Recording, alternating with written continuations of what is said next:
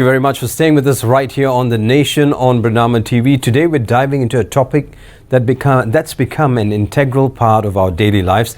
It's banking, but not just any banking. We're talking about the digital revolution that's reshaping the way we manage our finances. While some of us throw about big words like digital revolution, the rest of us are still finding it hard to keep up. Now, in an era where smartphones are practically an extension of our hands and transactions happen just at a tap or with a tap, it's essential to understand that the ins and outs of digital banking is becoming a bit more complex. We're fortunate to have a knowledgeable guide with us today. She's going to come on shortly, someone who's at the forefront of this financial evolution. Pacey Lai, the CEO of GXBank, joins us virtually, and she'll be joining us shortly right here on, of course, The Nation. Also, stay with us because we have an interesting interview with Her Excellency AILSA, the UK's ambassador to Malaysia. She'll be talking to us about 3 months of being in Malaysia.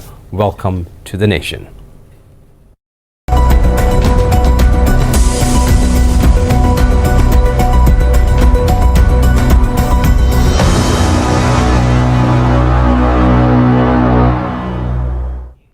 Like I said before, in an era where smartphones are practically an extension of our hands and transactions happens with just a tap, it's essential to understand the ins and outs of digital banking. Like I said, also, we're fortunate to have a knowledgeable guide with us, someone who's at the forefront of this financial revolution. I have Pacey Lai, the CEO of GXBank, joining us virtually. She's been with many banks, and she, in a simple way of saying, has the Midas touch. So we'll see what happens to GXBank in time to come. Well, Pacey, thank you very much for taking time off and for joining us right here on Ratnam TV. Now, I'd like to start with the introduction of digital banking. Of course, when we talk about digital banking, a lot of us in urban parts of Malaysia understand it. A lot of us in other parts of Malaysia are now only trying to understand it. So what is digital banking and how does it differ from traditional banking in simple terms? Pacey? Everybody, can you hear me well? Yeah, I hear you loud and clear. Right. Okay. Excellent. All right. Now, in simple terms, right, what is digital banking and how is it different or the same as a traditional commercial bank? It's the same as a traditional commercial bank in that it offers the same banking products and services to like deposits, like loans, like investments to both individuals as well as businesses. Like traditional commercial banks, digital banks are also governed under the same set of banking regulations. So in Malaysia, we are governed by Bank Negara, and of which case all the banking regulations that applies to commercial banks applies also to digital banks. Now the question is, how does it differ, right? Where it differs is that digital banks do not have a physical infrastructure. So the banks that you see actually out there, they've got branches, they have ATM machines. In digital banks, we don't. We exist in the app, we exist in the digital world, but it also means that we use these multi-channels to then engage customers. In my bank, for example, what we do is we are enabled ourselves on phone, on the app. We're enabled also around the clock on voice, on chat, as well as email. So the customers can access us actually through those channels. Gerard? Right. Now, let's move on to the user profile. So we're thinking about, a digital bank as opposed to your traditional banks. Let's talk about who would benefit most from using digital banking and why. Right. I think primarily probably 3 groups of users.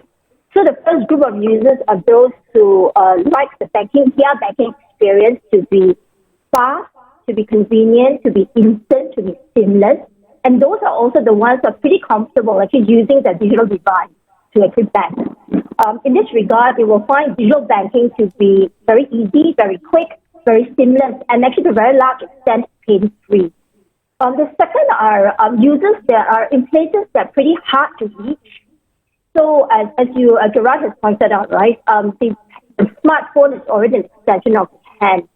So certainly actually in Malaysia, even if you look at the MCMC report back in 2021, a good 95% of the population already has smartphones, right? And as long as you've got a smartphone, as long as you've got a digital device, you're able to bank with a digital bank.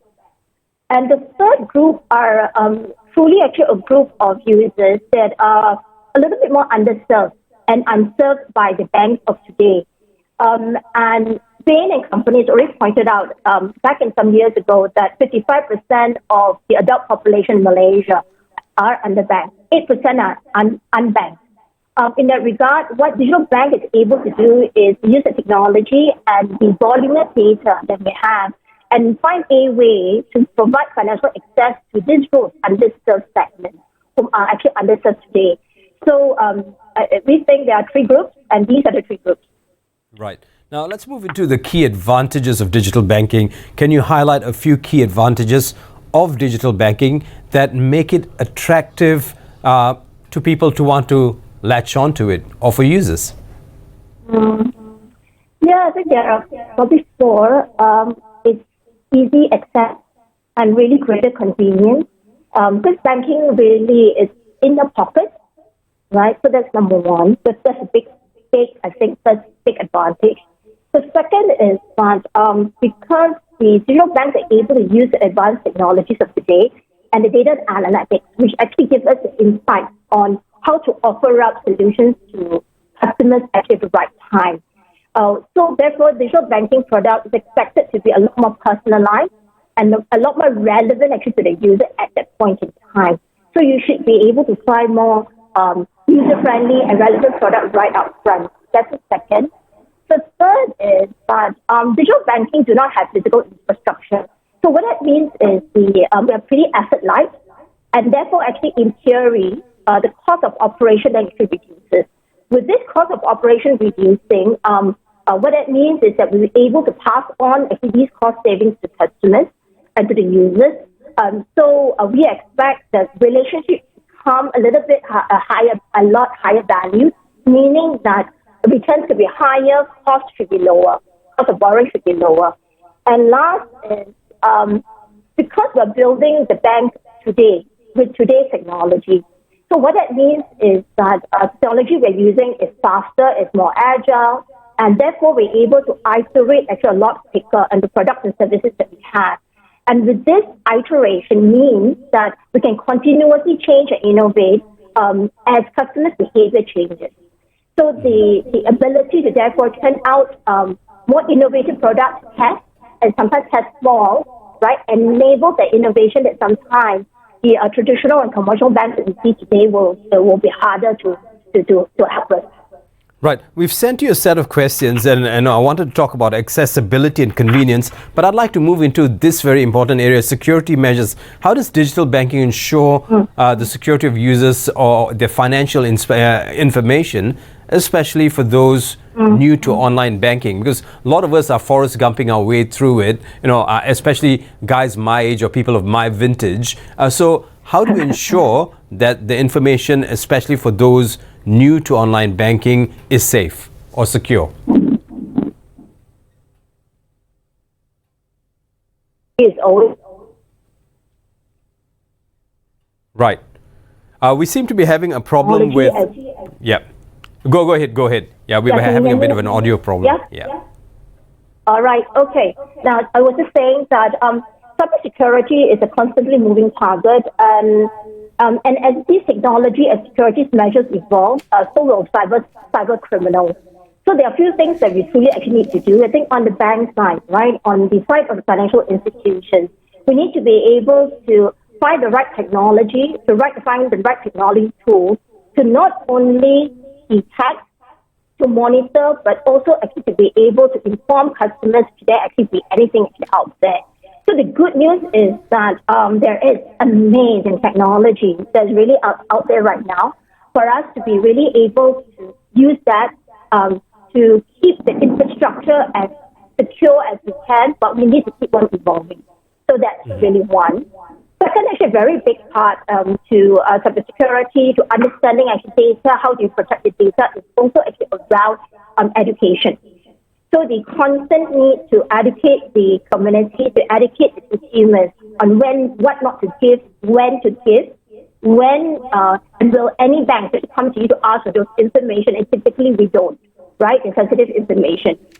So that education is an evolving and it's been a continuous education we keep on doing with our consumers. Mm-hmm. And third is that the regulator has done a really great job, I think, so far, putting in actual regulation and rules such that not only the financial institutions who are the custodian of these data make sure that we are secure, but also all the partners that we work with. So it's the overall industry emphasis on making sure that data and cybersecurity is at the forefront of everything that we do, especially as we enter this digital age. It's a pretty encouraging one. So, right. Gerard. Right. So, I've got a couple of other questions. I want to talk about common misconceptions, but I want to get to this very important one. I was speaking to a couple of tech guys over the couple of days after meeting you. Now, they say that digital banks are not talking about interoperability, thereby making the world yet more noisy with existing and new players. And I'm reading this out verbatim as to what they sent me. What are your plans to eliminate this fundamental issue? Now, for the viewer, I'm just going to give you a simple explanation. Think of digital banks like different puzzles or puzzle pieces. Now, right now, some pieces don't fit well together. This makes things complicated. Now, the question is, how can we make these pieces work better as a whole so managing money becomes simpler and less chaotic? Example, let's say you have one bank where you keep your savings and another where you have your checking account. Right now, it might be a bit tricky to easily move money between them or see everything in one place. It's like having two separate pockets for your money that don't communicate well. Improving interoperability, they say, will make it better. So can you give us a sense of what's being done on that end to eliminate this fundamental issue? Okay. I think it's both internal as well as external actually in the market. So the first internally, actually all digital banks, because we're actually starting on a blank state of paper. So what it means is we've taken exactly actually the pain point I just spoke about, right? Customers have many accounts actually across many different banks. And the reason why they do so is because they want to be able to segregate account A for spending, account B for savings, account C for investment, account D actually for savings for their children, as an example. So at least for us, certainly in GXBank, as we think about how we design actually around these pain points, our product by itself already actually sees these pain points.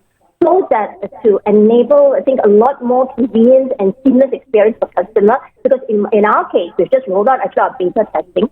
Our account has one main account and many different pockets, which enable customers to just do exactly what you just said, but in one bank, so it'll be easier to actually manage.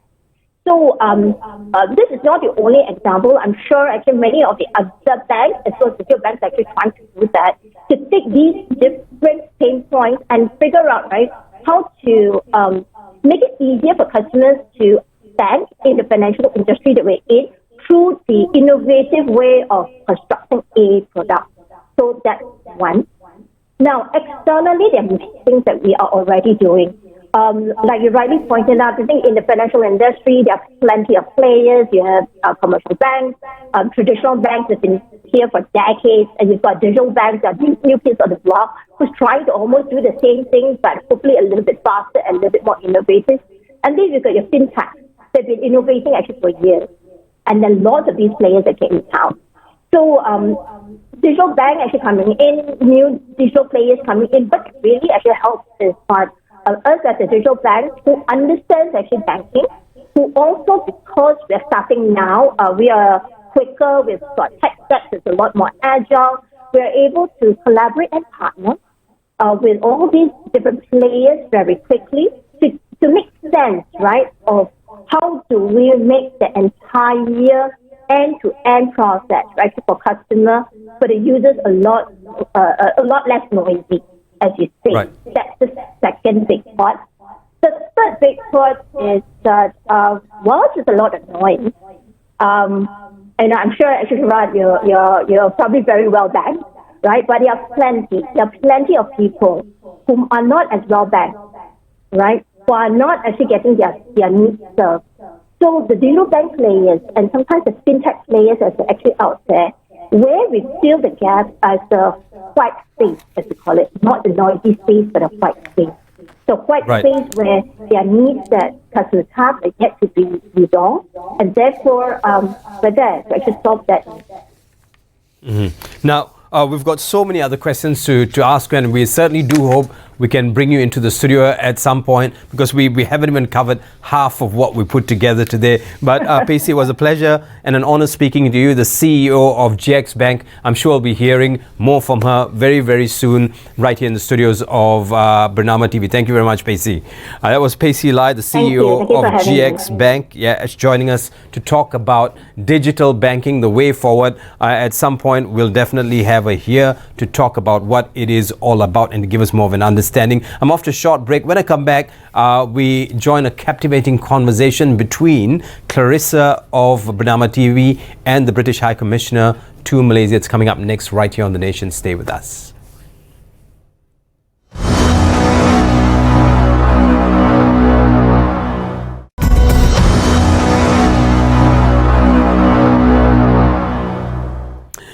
Welcome back, and thanks for staying with us right here on The Nation. I'm Gerard Ratnam, and recently we had the honour of sitting down with the newly appointed British High Commissioner to Malaysia, Her Excellency AILSA. It was a fascinating conversation that delved into a wide range of topics, such as a reflection of her first 3 months as UK envoy, UK's position on the current Israel-Palestine conflict, and also a vision for strengthening bilateral ties between the UK and Malaysia. Clarissa Jocelyn of Bernama TV spoke to her. Let's have a look at that interview.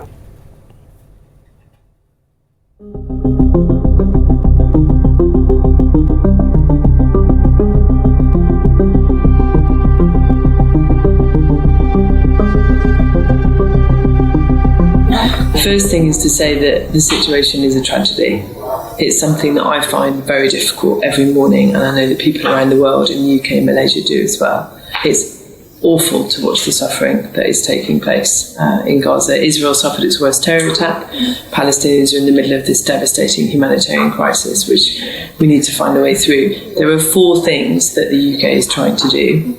First, most important, is to push humanitarian access into Gaza and to get as much help to the people of Gaza as possible. The second is to secure the release of hostages. The third is to prevent regional escalation, which remains a risk. And the fourth, and probably the most important long term, is to find a way to agree a 2-state solution to end this terrible situation. I hope that it does, and certainly what the UK government and what my Prime Minister and Foreign Secretary, our new Foreign Secretary now, are saying to the Israeli government is they must respect international humanitarian law, they must end settler violence, they must avoid civilian casualties and respect the sanctity of hospitals, and we must stop this violence and work towards peace for both Israelis and Palestinian people. So the UK has given an enormous amount of aid to Gaza, one of the biggest donors. We've doubled to £30 million, so 180 million ringgit is what we'll be giving to Gaza. We've sent 50 tonnes already of life-saving equipment for families on the ground, for medics and so on. So that is the single most important thing, is to push for humanitarian access and to keep sending humanitarian aid. And it's why we think that immediate humanitarian pauses are so important, and we've called on Israel to open more border crossings so we can get that aid into Gaza, because our aid is there on the ground. I know Malaysian aid is as well, just waiting in Rafah, so we hope the borders will be open to allow it to get in. I think the first thing I would say is that people feel very, very strongly about this in the UK, as you've said. I think there are many people who have a huge amount of sympathy for Israelis and Palestinians. And as a British person, that's how I feel myself, as a mother as well of young children. When I see what's happening to children, when I see what happened in Israel, when I see what's happening on the streets of Gaza at the moment, I don't think it causes us a problem. I think the right to protest, a peaceful protest in the UK, is something that I'm incredibly proud of. As a British citizen myself, and the Prime Minister has stood behind that.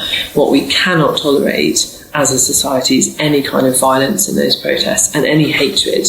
There has been a real rise in hate crime against both Muslim and Jewish communities in the UK in recent days and weeks, and that is something that the police are working very hard to stop wherever they can. Do you think this domestic problem will sort of impact in UK's next election? As I've researched that your next election is coming in the next 2 years, I think? It is. So will that cause a conflict in that situation? I mean, it would be very, very unwise of me if I was going to try and hold a crystal ball about British politics, given that we've just had some changes, as you've seen. I have a new Foreign Secretary now who will be brilliant, but who's new back to government.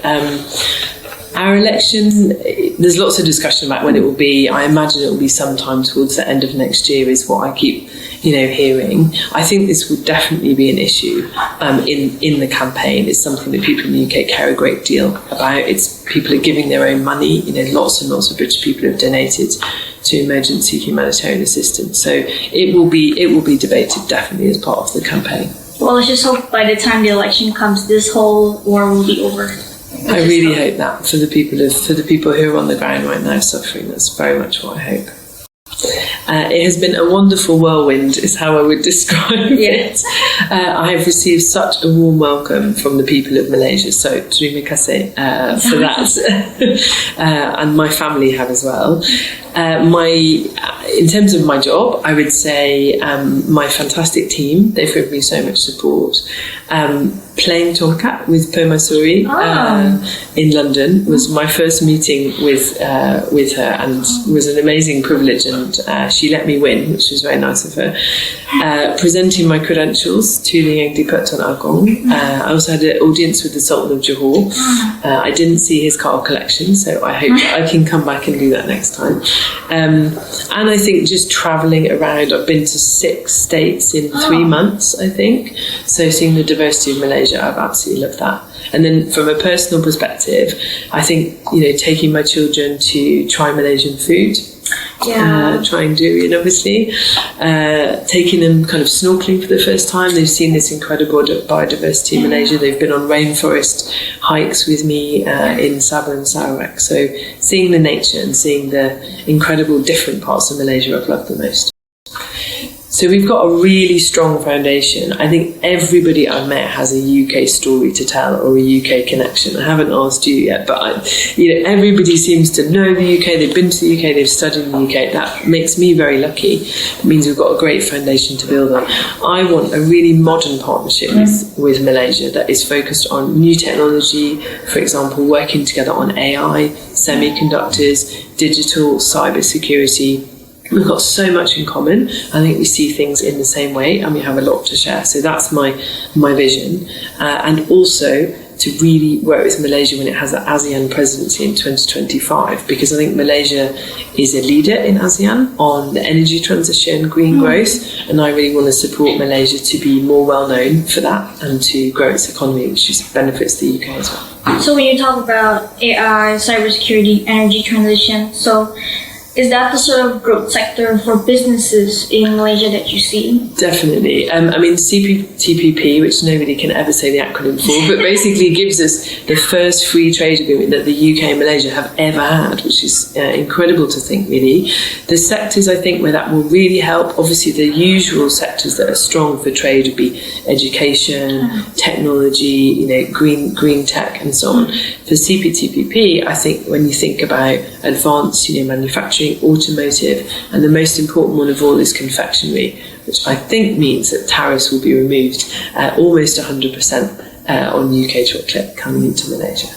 Well, I know, so some of my favourites are kueh and char kway teow and roti canai. So all of those I love, but I know in each part of Malaysia they're different, so I look forward to trying more of them. Haven't been to Malacca or the northern states yet, so that's next on my list. Trying to think what I haven't had. My team have been very thorough and they've really briefed me a lot on different kinds of Malaysian foods. You're really quite an adventure when it comes to food, especially in this country. I really am. Probably some more durian. I think I've only tried a few times, so probably need to try a few more. you should.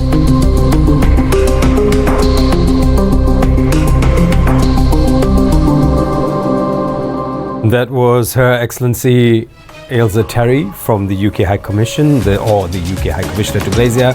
That's all the time we have now on the Nation, right here on Bernama TV. I'm Gerard Ratnam. Have a great day ahead, and thank you very much for staying with us right here on Bernama TV.